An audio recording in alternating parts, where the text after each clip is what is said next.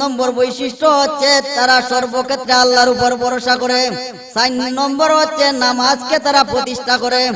5 নম্বর ওয়া মিম্মা রাযাকনাহুম ইউনফিকুন,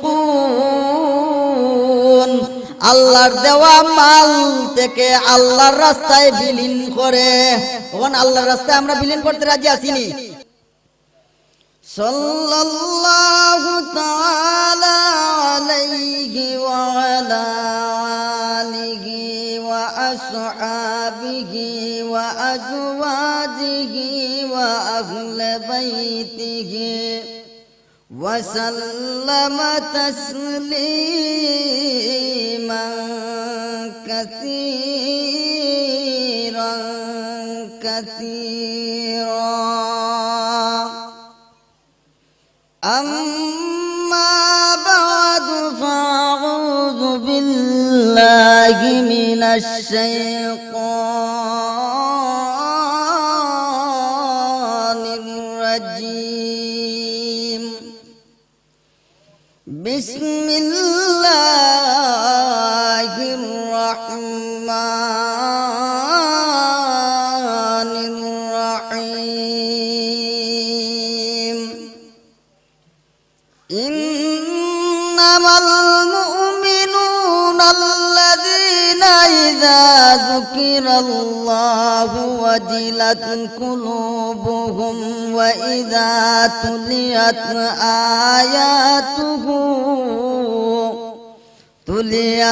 عليهم آياته زادتهم إيمانا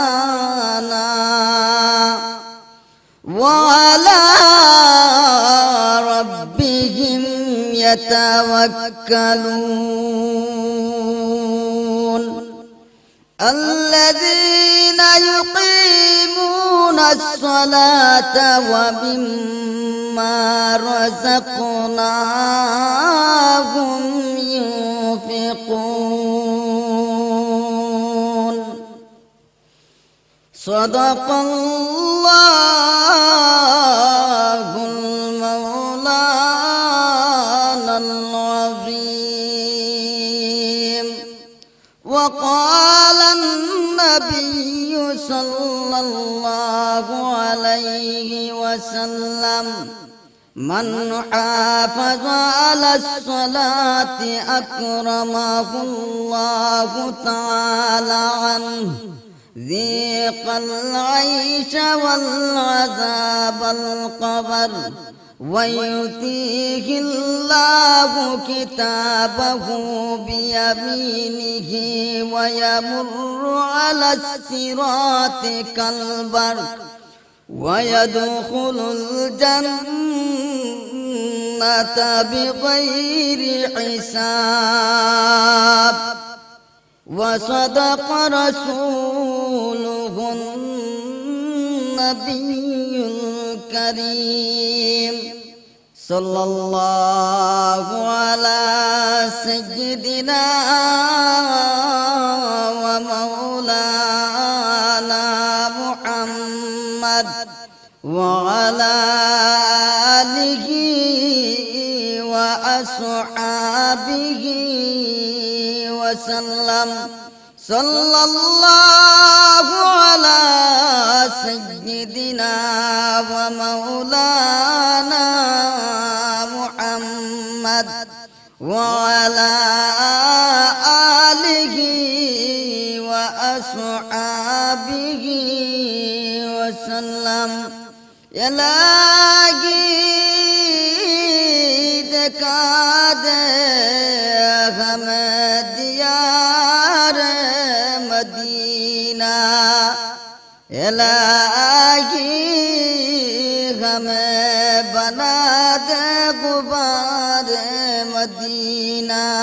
بلغ العلا بکمالہ کشف الدجى بجماله حسنت جميع خصاله. صلوا عليه وآله. একটু জিকির করে লা ইলাহা লা ইলাহা লা ইলাহা লা ইলাহা লা ইলাহা ইল্লাল্লাহ লা ইলাহা ইল্লাল্লাহ লা ইলাহা ইল্লাল্লাহ আকাশের মালিক যেই আল্লাহ জমিনের মালিক সেই আল্লাহ হায়াতের মালিক যেই আল্লাহ রিজিকের মালিক সেই আল্লাহ মউতের মালিক সেই আল্লাহ লা ইলাহা লা ইলাহা লা ইলাহা লা ইলাহা লা ইলাহা ইল্লাল্লাহু মুহাম্মাদুর রাসূলুল্লাহ সাল্লাল্লাহু আলাইহি ওয়াসাল্লাম। আম্মা বাদ, কাটানিশার আইডল বাজার কমিটি ব্যবসায়ীর উদ্যোগে 3 দিন ব্যাপী 18তম পবিত্র তাফসীরুল কোরআন মহাসম্মেলন আজকের প্রথম দিনের বর্তমান অধিবেশনের মহামান্য সভাপতি সাহেব এবং প্রত্যন্ত অঞ্চল থেকে আগত আমার বাবার বয়সে মুরব্বী বাবারা ও আমার বয়সের তরুণ যুবক ভাইয়েরা, মাইকের আওয়াজ যতটুকু পৌঁছতেছে, পর্দার আড়ালে অবস্থানরত সম্মানিত মা ও বোনেরা, সর্বপ্রথম আল্লাহ জাল্লা শানুহু আম্মা নওয়ালুহুর দরবারে শুকরিয়া জ্ঞাপন করছি, যেই রাব্বুল আলামিন আমাদেরকে অত্যন্ত দয়া করে মায়া করে এই মুহূর্তে জিক্রুল্লাহর মাহফিলে আমাদেরকে আল্লাহ তাআলা এই দুর্যোগময় সময়ে, এই ফিতনা ফাসাদের জমানায় বিশ্বনবী মুহাম্মদুর রাসূলুল্লাহ সাল্লাল্লাহু আলাইহি ওয়াসাল্লামের এই জান্নাতের বাগানে আসার এবং বসার তৌফিকটুকু দান করেছেন। এই মহান মালিকের দরবারে আলিশান থেকে, অন্তরের গহীনে থেকে বলি আলহামদুলিল্লাহ। আবার বলি আলহামদুলিল্লাহ। আলহামদুলিল্লাহর আওয়াজে বোঝা যাইতেছে আপনারা লাগাতার কয়েকদিন ধরে রোজা রাখতেছেন।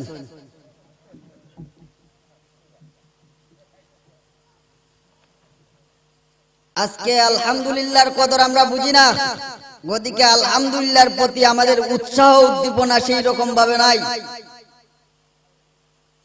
বলা হইছে যদি কোনো মুমিন বান্দা এবং বান্দি যদি আলহামদুলিল্লাহ বলে ইখলাসের সহিত, আসমানি কিতাব আল্লাহ তাআলা যতখানা নাজিল করেছেন সমস্ত কিতাবখানা তেলাওয়াত করলে যতটুকু সওয়াব অর্জন করবে, ইখলাসের সহিত যদি আলহামদুলিল্লাহ শব্দটা উচ্চারণ করতে পারে, আল্লাহ তাআলা তার আমলনামার মধ্যে অতটুকু সওয়াব নির্ধারণ করেন।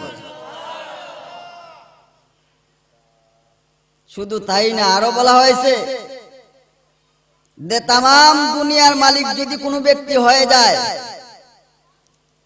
আর সে আলহামদুলিল্লাহ বলতে পারে না, আর আরেক ব্যক্তি আলহামদুলিল্লাহ বলছে শুধুমাত্র, আর ওই ব্যক্তি তাম দুনিয়ার মালিক হইয়া যতটুকু লাভবান, আলহামদুলিল্লাহ বলনেওয়ালা তার চাইতে আরো বেশি লাভবান।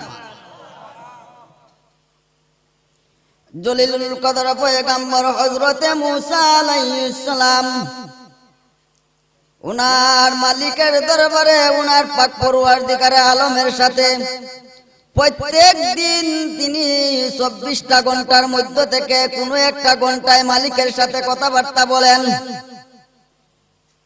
প্রত্যেক দিনের ন্যায় জলিলুল কদর পয়গম্বর মুসা আলাইহিস সালাম প্রত্যেক দিনের ন্যায় একদিন যাইতে আরম্ভ করলেন, পরওয়ারদিগার আলমের সাথে কথাবার্তা বলবেন। এমত অবস্থায় একজন লোকের সাথে সাক্ষাৎ হইল। লোকটার অবস্থাটা এইরকম, তার হাতও নাই পাও নাই, বড় যেমন একটা গোস্তের টুকরার মতো এইভাবে হামাগুড়ি দিতেছে। ওই লোকটা বলতেছে, পয়গম্বর মূসা, তোমার অবস্থাতে আমি বুঝতে পারতেছি তুমি তোমার মহান মালিকের সাথে কথাবার্তা বলার জন্য তুর পাহাড়ে যাইতেছ। তবে শুনে নাও আমার কিছু আরজি আছে, তোমার মালিকের দরবারে পেশ করিয়া আসিও। তখন ওই লোকটা বলতেছে মূসা আলাইহিস সালামকে, মূসা, তুমি এবং আমার মালিককে বলিয়া দিয়ে আইসো, জিজ্ঞাসা করিয়া আইসো কি জন্য আমার মালিক আমাকে এই অবস্থাতে সৃষ্টি করেছেন। পয়গম্বর মূসা এই কথাটা শোনার পরিশেষে তিনি আবার রওনা হয়ে গেলেন। সমঝিয়া তিনি রওনা হয়ে গেলেন। রওনা হওয়ার পরে আরো কিছুক্ষণ যাওয়ার পরে একজন মহিলার সাথে সাক্ষাৎ পাইলেন। ওই মহিলা বলতেছেন, পয়গম্বর মূসা, আমারও একটা আরজি নিয়ে যাও, তোমার মালিককে জিজ্ঞাসা কইরো আমাকে আল্লাহ কোন কারণে সৃষ্টি করছেন। আমি পেট ঘুরলে পিঠ ঘুরে না, পেট খাওয়ান দিলে পিঠে কাপড় দিতে পারি না, এই রকম দুরবস্থায় আমার আর কত জীবন যাবে, এই কথাটা তোমার মালিককে জিজ্ঞাসা করিয়া আসিও। পয়গম্বর মূসা আরেকটু সামনে অগ্রসর হইলেন। তখন আরেকজন লোককে পাইলেন। তখন ওই লোকটা ছিল বৃদ্ধা। লোকটা বলতেছে, পয়গম্বর মূসা, আমারও একটা আরজি নিয়ে নাও। তখন মূসা আলাইহিস সালাম বললেন, কি আরজি বলো। তখন ওই লোকটা বলতেছে, পয়গম্বর মূসা, তুমি যেহেতু তোমার পরওয়ারদিগার আলমের সাথে সাক্ষাৎ করতে যাইতেছো, কথাবার্তা বলার জন্য যাইতেছো, আমার আরজিটা হইল এই, কিভাবে আমার ধন সম্পদ কমবে, যার দরুন আমার মালিকের সাথে আমার সাক্ষাৎ দিতে যাইয়া ব্যাঘাত ঘটতেছে। আমার এতটুকু ধন সম্পদের দরকার নাই। পয়গম্বর মূসা আলাইহিস সালাম এই তিনজনের আরজি শুনিয়া তিনি তুর পাহাড়ের দিকে গেলেন। মওলা পাকের সাথে কথাবার্তা বলার পরিশেষে এই তিনটা কথা তিনি মওলা পাকের দরবারে উপস্থাপন করলেন। উপস্থাপন করার পরে শেষে রেজাল্ট নিয়ে আসলেন। রেজাল্ট নিয়ে আসার প্রতিমধ্যে লাস্টের পর্যায়ে যেই ব্যক্তিকে বৃদ্ধা অবস্থায় পেয়েছিলেন, তার ধন সম্পদ কিভাবে কমবে এই কথাটা জিজ্ঞাসা করেছিল মূসাকে। ওই ব্যক্তি সর্বপ্রথম তাকে পাইল।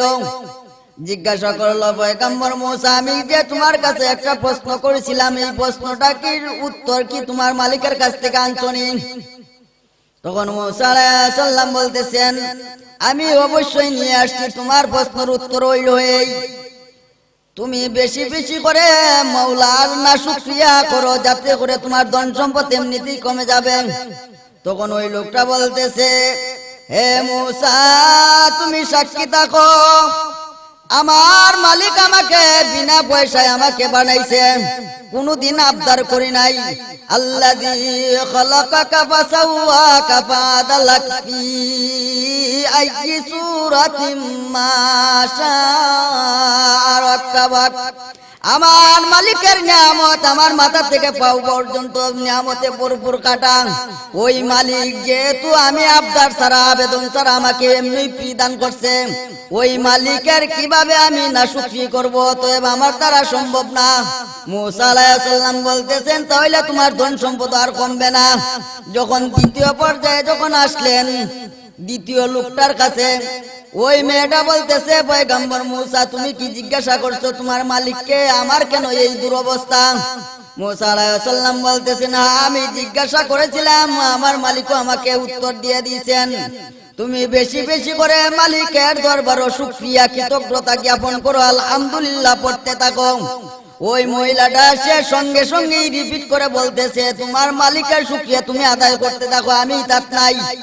যখন এই কথাটা বলল, সঙ্গে সঙ্গে তার একটি ছোট্ট কুটিরের ঘর ছিল, ওই ঘরটা মুহূর্তের মধ্যে আল্লাহ তাআলা জ্বালাইয়া দিলেন। আল্লাহু আকবার। যখন প্রথম ব্যক্তির পর্যায়ে আসলেন মূসা আলাইহিস সালাম, মূসা আলাইহিস সালাম ওই ব্যক্তি জিজ্ঞাসা করতেছে, পয়গম্বর মূসা, আমার উত্তর কি নিয়ে আসছো কি? মূসা আলাইহিস সালাম বলতেছেন, না, আমি তোমার প্রশ্নের উত্তরও নিয়ে এসেছি। তখন তিনি জিজ্ঞাসা করলেন, কি উত্তর নিয়ে আসছো? তখন লোকটার এই প্রশ্নের জবাবে মুসা আলাইহিস সালাম বলতেছেন, আমার মালিক তোমার ব্যাপারে বলেছে জাহান্নামের মাঝে নাকি একটা সুরাক রয়েছে, একটা গর্ত রয়েছে, ওই জাহান্নামের সুরাকটা তোমাকে দিয়ে আল্লাহ এই ছিদ্রটা বন্ধ করে দিবেন। তখন ওই লোকটা বলতেছে আলহামদুলিল্লাহ। আলহামদুলিল্লাহ যখন এই কথা বলছে মুসা আলাইহিস সালাম গায়েব থেকে আওয়াজ শুনতে পাইতেছেন, হে মুসা তুমি তাকে জানাইয়া দাও আমি যার জন্য যে উদ্দেশ্যে সৃষ্টি করেছিলাম উদ্দেশ্যটাকে আমি ব্যতিক্রম করে ফেললাম। বলে আল্লাহ তুমি তো আমাকে বলে দিলে তাকে জাহান্নামের সুরাককে ভর্তি করার জন্য সৃষ্টি করেছো, এখন তোমার অবস্থা কেন পরিবর্তন করলে? তখন গায়েব থেকে আওয়াজ আসলো, মুসা আমি তোমার মতো অত রুক্ষ মেজাজ মুসা না, আমি আল্লাহ তাআলা যেহেতু রহমানুর রহিম। আর ওই লোকটা এত ভয়ানক খবর শোনার পরেও আমি আল্লাহ তাআলার শুকরিয়া আদায় করছি আলহামদুলিল্লাহ। আলহামদুলিল্লাহ বলার কারণে আমি আল্লাহ তাআলা তাকে জান্নাতের লিস্টের মধ্যে নামকে সুমার করিয়া নিলাম।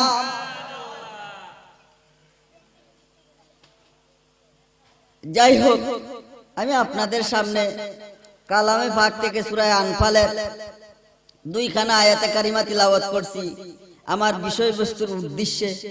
এই বিষয়কে সামনে রেখে কিছু আলোকপাত করার আল্লাহ তাআলা যেন আমাকে এবং আপনাদেরকে এই কথাগুলা যেই কথাগুলো আমি বলবো এই কথার উপর যেন সর্বপ্রথম আমাকে তার পরিশেষে যেন আপনাদেরকে আমল করার তৌফিক দান করেন। সবাই বলুন আমিন। এখন একটা কথা লক্ষ্য করেন, মানুষ যেখানেই বসবাস করুক, যেই বর্ণেরই হোক, পেশা যেটাই হোক, শিক্ষাগত যোগ্যতা থাকুক বা নাই থাকুক, যেই বংশেরই হোক, কিচ্ছু আল্লাহ তাআলা দেখেন না এবং রাসূল দেখেন না, দুনিয়ার মানুষ তা দেখে। আল্লাহ এবং আল্লাহর রাসূল এটা দেখার বিষয় নয়, এটা দুনিয়ার মানুষ দেখে। মানুষ কতক্ষণ দেখে? যতক্ষণ পর্যন্ত মানুষ জীবিত থাকে। এই বিষয়টা কবরও দেখা যায় না, দেখা হয় না, মিজানও দেখা হয় না, কিয়ামতের মাঠও দেখা হবে না, কোনো অবস্থানেই এই বিষয়গুলা দেখা হবে না। এই দুনিয়ার মানুষ এইগুলা দেখে। আর যদি রূপ বা বর্ণ যদি দেখার বিষয় হইতো তাহলে বেলাল রাদিয়াল্লাহু তাআলা আনহু সাইয়্যিদ হইতে পারতেন না, সাইয়্যিদ হওয়ার কোনো প্রশ্নই উঠতো না। বেলাল রাদিয়াল্লাহু তাআলা আনহু বেলায় বলছেন, হযরত আবু বকর রাদিয়াল্লাহু তাআলা আনহু বলতেন, যা সাইয়্যিদুনা আমাদের সর্দার এসে গেছেন। কেমন দাম? আমাদের সর্দার এসে গেছেন। বেলাল রাদিয়াল্লাহু তাআলা আনহু যদি বংশীয় মর্যাদার দিক দিয়ে দেখতেন আল্লাহ তাআলা, তাহলে বেলাল রাদিয়াল্লাহু তাআলা আনহু দুনিয়াতে চলতেন আর জান্নাতও পদধ্বনি হইতো না। আপনার অবস্থায় বোঝা যায়, মনে হয় আপনারা এই কাটানিশার বাজারের কিছু মানুষ যে এখনো চলেন আর জান্নাতও আওয়াজ হয়, পায়ের আওয়াজ হয়। বেলাল রাদিয়াল্লাহু তাআলা আনহু চলতেন দুনিয়াতে আর জান্নাতও পদধ্বনি হইতো। আরো আসছে কইরা কইন, শুক্রবারে কইবেন না সুবহানাল্লাহ। বেলাল রাদিয়াল্লাহু তাআলা আনহু হুজুর আকরাম সাল্লাল্লাহু আলাইহি ওয়াসাল্লাম যখন মেরাজে গেলেন, যখন আল্লাহ তাআলা তাকে জান্নাতে ভ্রমণ করাইতে আরম্ভ করলেন, তখন বিশ্বনবী আরবি সাল্লাল্লাহু আলাইহি ওয়াসাল্লাম হযরত জিবরাইল আলাইহিস সালামকে বলতেছেন, মান আমামি, আমার সামনে কে, আমার সামনে কে? এই কথা যখন তিনবার বললেন, জিব্রাইল আলাইহিস সালাম আস্তে আস্তে করে আসতেছেন। তিনবারের বেলায় বলতেছেন, আব্দুকা বেলাল, আপনার গোলাম বেলাল। যেই বেলাল রাদিয়াল্লাহু তাআলা আনহু আল্লাহকে এমন ভাবে রাজি খুশি করছে, এমন ভাবে সন্তুষ্ট করছে, যার জিন্দেগিটা রাসূলের জিন্দেগিতে রূপান্তরিত করছে, যার কারণে আল্লাহ তাআলা তার মর্যাদাটা এতটুকু উপরে উঠাইয়া দিয়েছেন। বিশ্বনবী আরবি সাল্লাল্লাহু আলাইহি ওয়াসাল্লাম বলেন, দুনিয়ার মানুষের রূপ, বর্ণ, বংশ, পেশাগত যোগ্যতা দুনিয়ার মানুষ দেখে, কিন্তু আমি এবং আমার মালিকের দেখার বিষয় না। যদি দেখার বিষয় হইতো তা হইলে আমি যখন কবর জগৎ থেকে উঠব, কবর জগৎ থেকে যখন উঠব, তখন আমার ডান পাশ থেকে আন ইয়াখরুজু ইয়ামিনিহি আবু বকর ওয়া আন ইয়াসারিহি উমর তাহতা কাদামাইহি বেলাল। বিশ্বনবী রাসূলুল্লাহ সাল্লাল্লাহু আলাইহি ওয়াসাল্লাম বলতেছেন, আমি কবর থেকে উঠব, আমার ডান পাশ থেকে আবু বকর উঠবে, আমার বাম পাশ থেকে উমর উঠবে, কিন্তু বেলালের কবর হচ্ছে সিরিয়ায় দামেস্কের কাছে, কিন্তু বেলাল আমার পায়ের নিচ থেকে ডুব দিয়ে উঠবে। ইয়াখরুজুহু আযিনহু, উঠা মাত্র আযান দিতে দিয়ে উঠবে বেলাল। বেলালের বেলায় বলা হইছে যে বেলালের এমন পজিশন আল্লাহ তাআলা এমন উপরে উঠে নিয়েছে, যেই বেলাল রাদিয়াল্লাহু তাআলা আনহুর ব্যাপারে বলা হয়েছে, কাল কিয়ামতের দিন আপনি আমাদের সবার কাছে আল্লাহ তাআলা আমলনামা চাইবেন, কিন্তু বেলালের বেলায় আমলনামা চাইবেন না, বলবেন আইনা বেলাল, বেলাল কোথায়, বেলাল কোথায়? আযিন লানা ইয়াউমা বেলাল, এ বেলাল আজকে আমাদেরকে একটা আজান শুনাইয়া দাও। তুমি তো দুনিয়ার জগৎবাসীদেরকে আউয়ালিন থেকে আখিরিন পর্যন্ত, প্রথম থেকে শেষ পর্যন্ত জগৎবাসীদেরকে শুনাইছো, কিন্তু আজকেও তোমার দায়িত্ব হলো আজান দাও। সমস্ত মানুষের কাছ থেকে আল্লাহ তাআলা আমলনামা তালাশ করবেন, কিন্তু বেলালকে বলবেন আযিন লানা ইয়াউমা বেলাল, আজকে আমাদেরকে আজান শোনাও। সুবহানাল্লাহ। যদি আল্লাহ তাআলার এই বিষয়টা যদি দেখার বিষয় হইতো, তাইলে বিশ্বনবী আরবি সাল্লাল্লাহু আলাইহি ওয়াসাল্লাম মেরাজে যখন যাইতেছিলেন, ২৫০০ বছর পরে ফেরাউনের ঘরে থাকতো কাজের বুয়া। কাজের বুয়া ছিলেন না আপনারা? কাজের বুয়া ২৫০০ বছর পরে তার কবর থেকে সুঘ্রাণ বার হইতো না। বিশ্বনবী আরবি সাল্লাল্লাহু আলাইহি ওয়াসাল্লাম যখন তার কবরের পাশে গিয়ে দাঁড়াইলেন, তখন বলতেছেন, ইয়া আখি জিব্রাইল, হে ভাই জিব্রাইল, আজিদু রাইয়াতাল জান্নাহ, আমি জান্নাতের সুঘ্রাণ পাইতেছি। জিব্রাইল আলাইহিস সালাম মুস্কি হাসি মেরেছেন, বলতেছেন, ইয়া রাসূলুল্লাহ, ইয়া হাবিবাল্লাহ, সুঘ্রাণ বটে কিন্তু জান্নাতের সুঘ্রাণ না। এটা হচ্ছে ফেরাউনের ঘরে থাকতো কাজের বুয়া, ওই কাজের বুয়ার কবর থেকে ২৫০০ বছর পরে জান্নাতের ঘ্রাণের মতন ঘ্রাণ করতেছে। তখন জিব্রাইল আলাইহিস সালামকে জিজ্ঞাসা করলেন, ইয়া জিব্রাইল, এই ঘ্রাণটা আর কতদিন পর্যন্ত চলবে? বলে, ইলা ইয়াউমাল কিয়ামাহ, কিয়ামত পর্যন্ত এই ধরনের ঘ্রাণ আসতেই থাকবে। তখন জিব্রাইল আলাইহিস সালামকে জিজ্ঞাসা করলেন, ইয়া বিশ্বনবী আরবি সাল্লাল্লাহু আলাইহি ওয়াসাল্লাম বলতেছেন, ইয়া জিব্রাইল, হে জিব্রাইল, তুমি আমাকে পরিপূর্ণ কাহিনীটা শুনাইয়া দাও, যাতে করে আমার উম্মতের উপকার হয়, আমার উম্মতদেরকে বলে যাইতে পারি। জিব্রাইল আলাইহিস সালাম বলতেছেন, ফেরাউনের ঘরে থাকতো একটি কাজের দাসী, কাজের মেয়ে, তার হাত থেকে চিরুনি পড়ে গিয়েছিল। চিরুনিটা পড়ার সাথে সাথে তার নাম ছিল মাসতা। ওই মাসে তার যখন চিরুনিটা পড়ে গিয়েছিল, চিরুনিটা পড়ার সঙ্গে সঙ্গে সেই বলতেছে, বিসমি রব্বিল আলামিন, পাশনে ছিল ফেরাউনের পালক মেয়ে। পালক মেয়ে সামনে আসিয়া বলতেছে, আইয়ু রাব্বি সাম্মাইতি, তুই এখন আবার কোন রবের নাম নিলে? তুই যে আবার নতুন করে কোন রবের নাম নিলে? ওয়ালাইসা আবুনা রাব্বুনাল আলা, আমার বাবা কি বড় খোদা না? কয় কাল্লা, কখনো না, তোর বাপ তো 2 নাম্বার। তোর বাপ তো 2 নাম্বার, 1 নাম্বার না। তোর বাপ কখনো আমাদের বড় খোদা হইতে পারে না। যখন এই কথাটা বলল, তখন ওই ফেরাউনের মেয়ে, পালক মেয়ে দৌড়িয়া গেল বাবার কাছে, গিয়া বলতেছে, ইয়া আবি আলাস্তু রাব্বুনাল আলা, তুমি কি আমাদের বড় খোদা না? কয় বালা, অবশ্যই তো আমি তোমাদের বড় খোদা। কয় ফেরাউনে বলতেছে, বালা, অবশ্যই আমি তোমাদের বড় খোদা।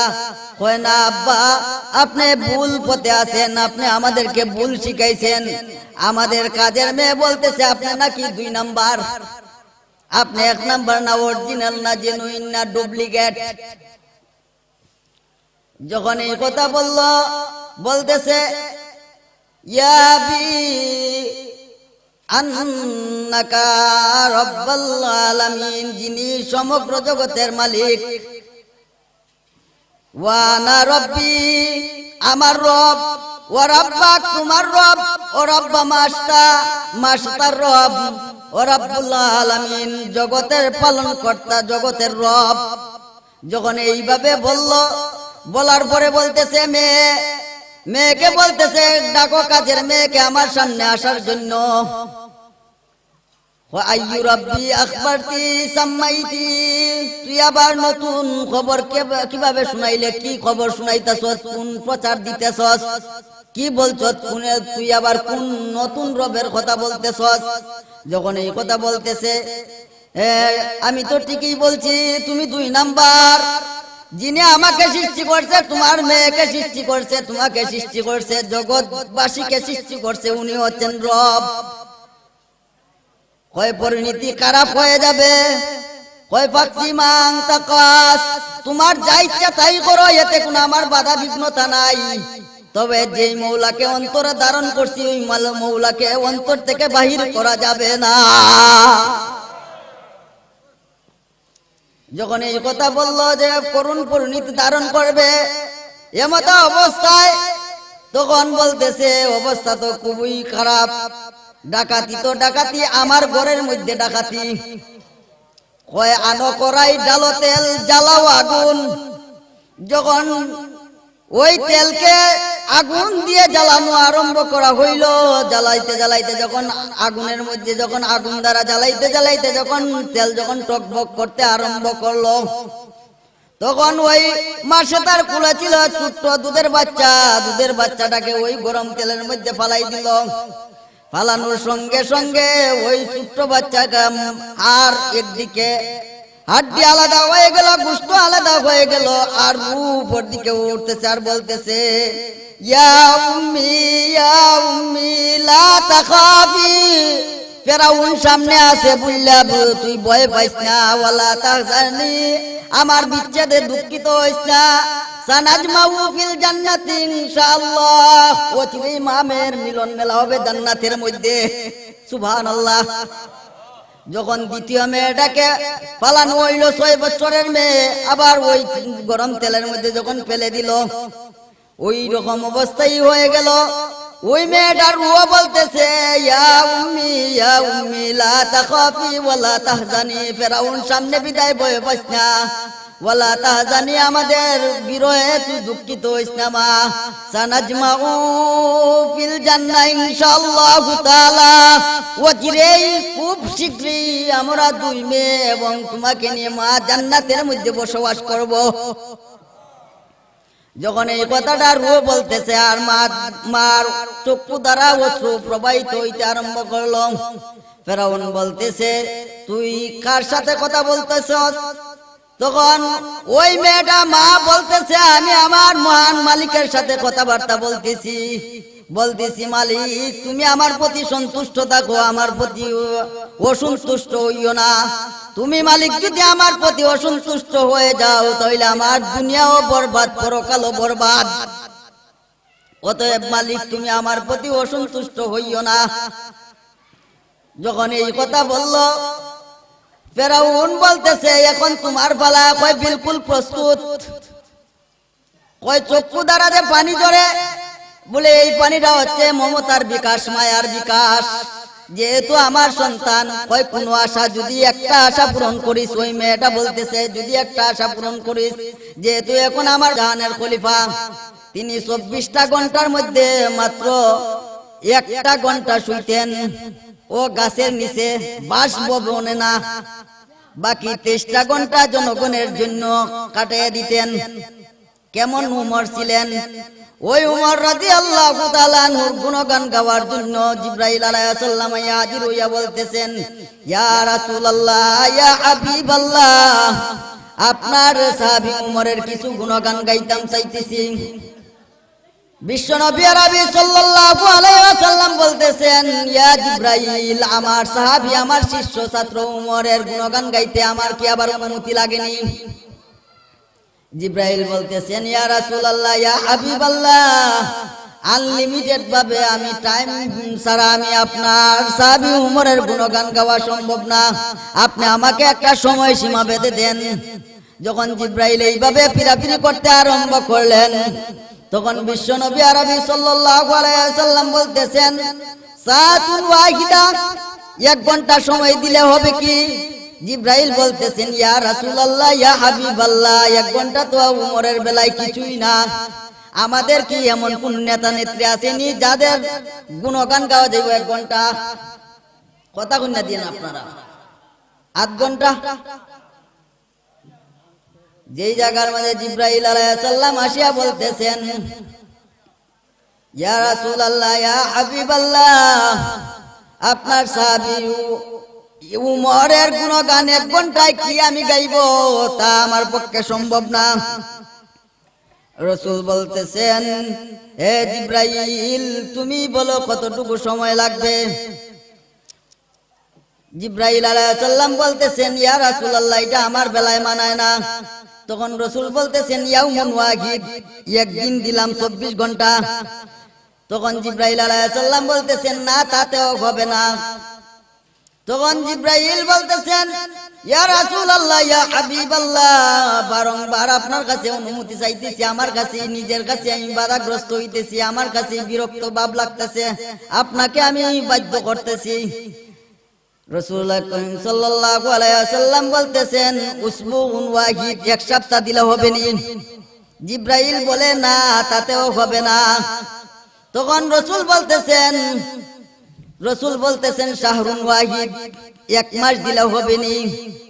জিবরাইল বলতেছেন, ও গো নবীজি, তাতেও আমার পক্ষে সম্ভব না। বিশ্বনবী আরবি সাল্লাল্লাহু আলাইহি সাল্লাম বলতেছেন, সানাতু ওয়াহিদ, 1 বছর দিলে হবে নি?